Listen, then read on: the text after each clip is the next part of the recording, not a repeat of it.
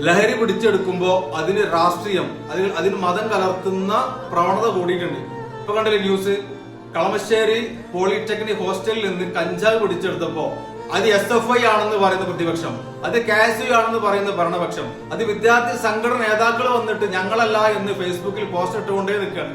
മാധ്യമങ്ങള് ഹൈലൈറ്റ് കൊടുത്തിട്ട് SFI കാരനാണ്, അത് KSU കാരനാണ്, അത് ലീഗുകാരനാണ്, കോൺഗ്രസ്സുകാരനാണ്, ABVP കാരനാണെന്ന് പറയുന്ന അവരെ റേറ്റ് കൂട്ടിക്കൊണ്ടിരിക്കുകയാണ്. രാഷ്ട്രീയക്കാര് ഈ ഒരു ലഹരിയിലും അവരുടെ രാഷ്ട്രീയത്തിന്റെ ആ ഒരു വിഷം കലർത്തിക്കൊണ്ടേ നിൽക്കും അവരുടെ നിലനിൽപ്പിന് വേണ്ടിയിട്ട്. മാധ്യമങ്ങള് എന്ത് പിടിച്ചെടുത്താലും അതിന് മതവും രാഷ്ട്രീയവും നൽകും. അത് അവരുടെ റേറ്റിംഗിന്റെ ബാധകമാണ്. ഈ പിടിച്ചെടുക്കുന്ന ലഹരി നല്ലതല്ല.